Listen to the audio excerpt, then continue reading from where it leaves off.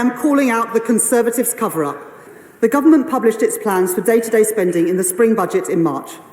But when I arrived at the Treasury, on the very first day, I was alerted by officials that this was not how much the previous government expected to spend this year. It wasn't even close. In fact, the total pressures on these budgets across a range of areas was an additional £35 billion.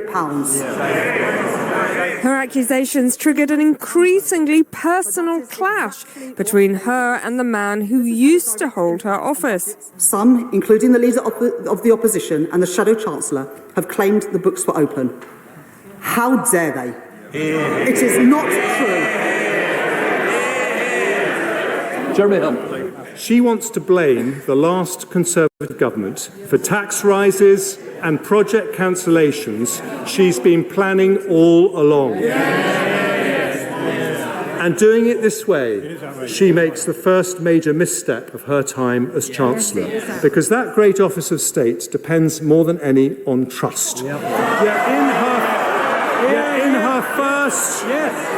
in her first big moment, she breaks that trust with an utterly bogus attempt to hoodwink the public about the choices she has.